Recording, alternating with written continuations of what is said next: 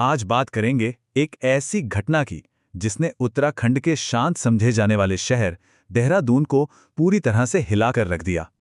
ये सिर्फ एक अखबार की सुर्खी नहीं है, बल्कि वो एहसास है जो इस घटना के बाद देहरादून के हर एक बाशिंदे ने महसूस किया। ये एक ऐसा हादसा है जिसका असर काफी गहरा है और इसीलिए इसकी हर परत को समझना हमारे लिए बहुत जरूरी हो जाता है। तो चलिए सबसे पहले ये समझते हैं कि आखिर उस दिन देहरादून के पलटन बाजार में हुआ क्या था। सोचिए, देहरादून का पलटन बाजार अपनी रोज की रफ्तार से चल रहा था और किसी को भी इस बात का जरा भी अंदाजा नहीं था कि अगले ही पल ये जो सामान्य सा माहौल है वो एक खौफनाक मंजर में बदलने वाला है। बाजार में बिल्कुल वैसी ही भीड़ थी जैसी रोज होती है। लोग आ जा रहे थे, अपने अपने कामों में लगे हुए थे। सब कुछ नॉर्मल चल रहा था और तभी पलक झपकते ही कुछ ही सेकंड्स के अंदर एक ऐसा हमला हुआ जिसे देखकर वहां मौजूद लोग एकदम सन्न रह गए।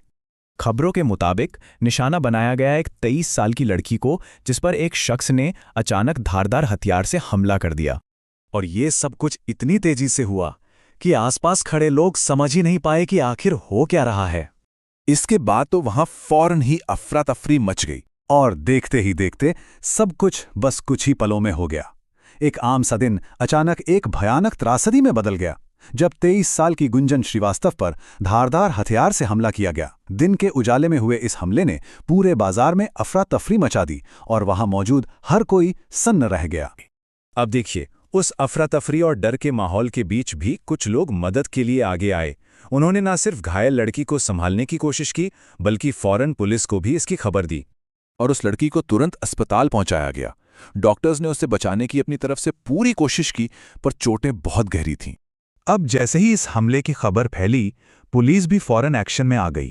पुलिस ने बिना देर किए जांच शुरू की और कुछ ही समय के अंदर संदिग्ध को गिरफ्तार भी कर लिया गया।